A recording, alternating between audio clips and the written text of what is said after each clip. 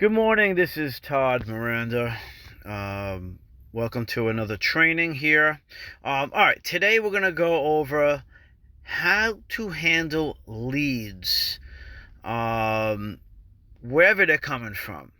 But this one is specifically tailored to OpCity, who partnered up with Realtor.com.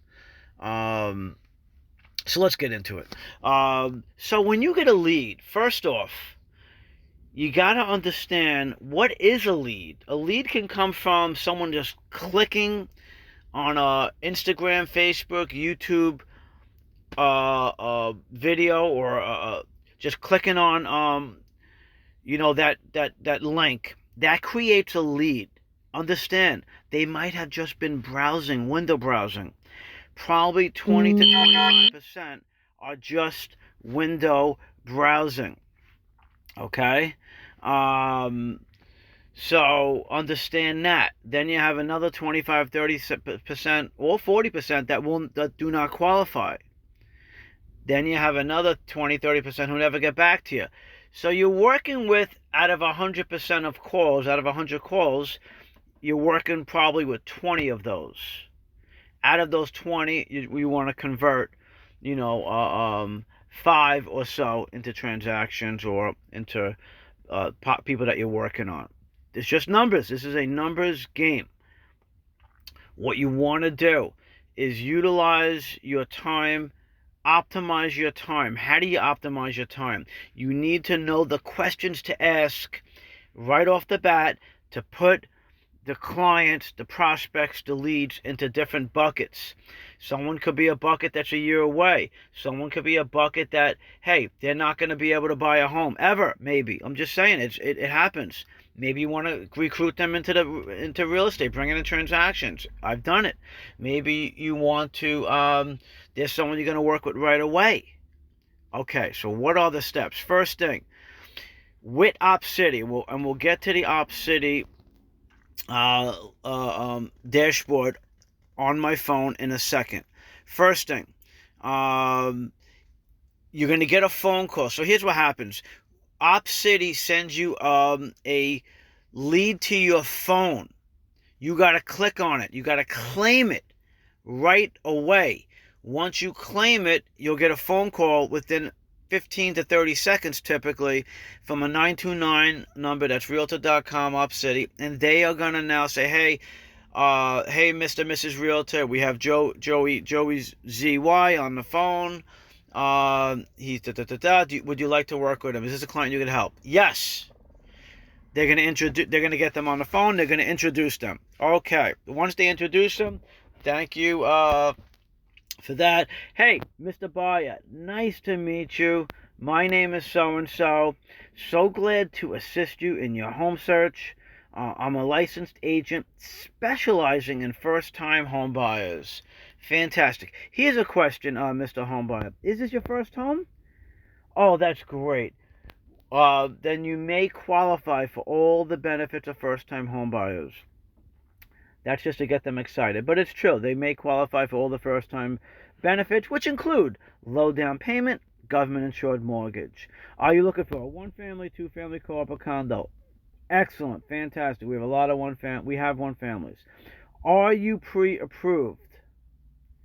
Yes. Okay, fantastic.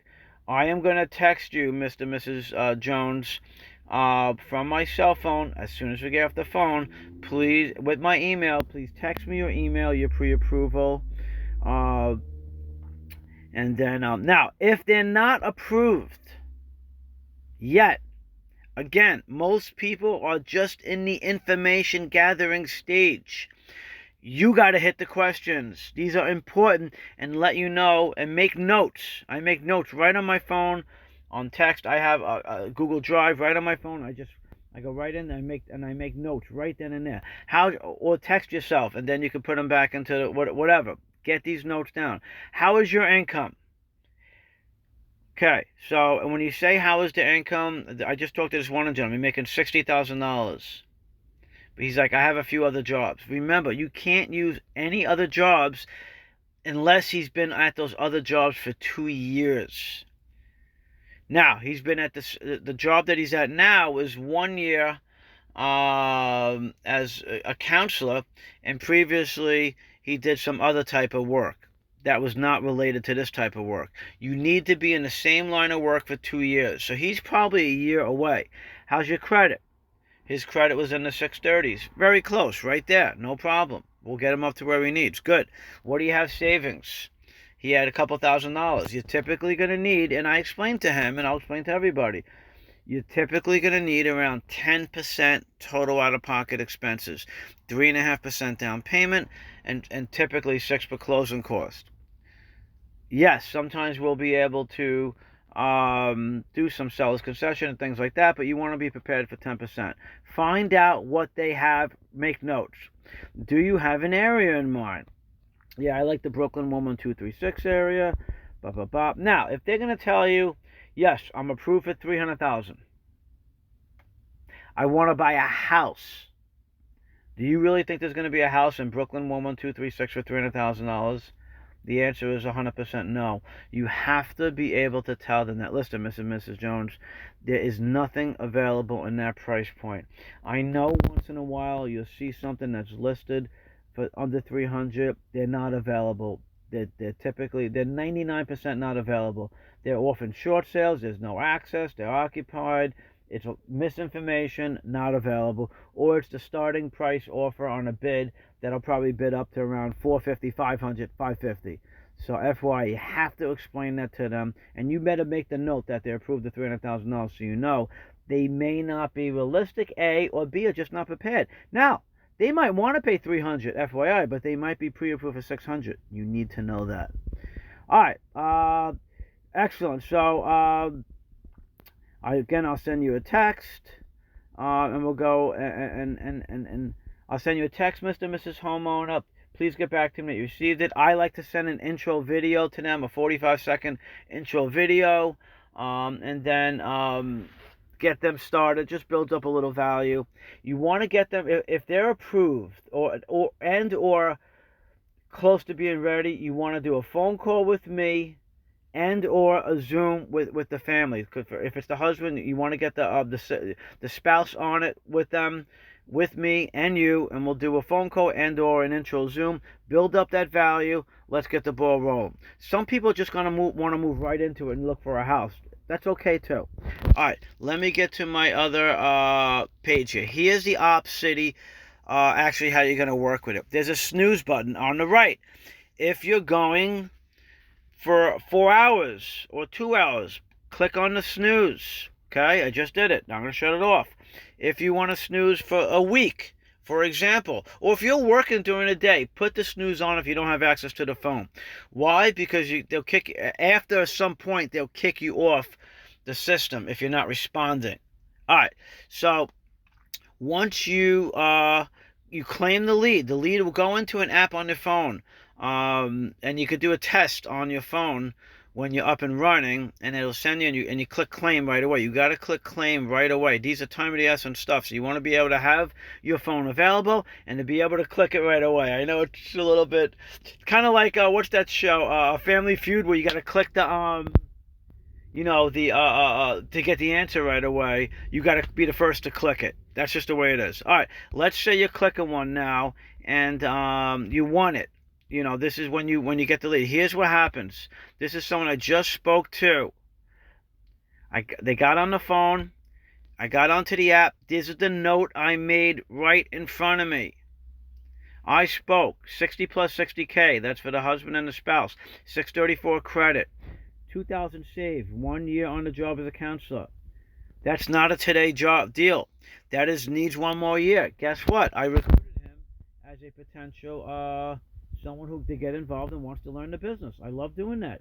Help people learn the business. They'll be more knowledgeable when they're buying a home. Knowledge is power. They'll be a more informed buyer, and they potentially might want to learn the business and create revenue for themselves and you. All right, so that's what we're doing there. So that's the activity. And then you see update status. What happens is once you get the lead, you got to click on, it'll say update.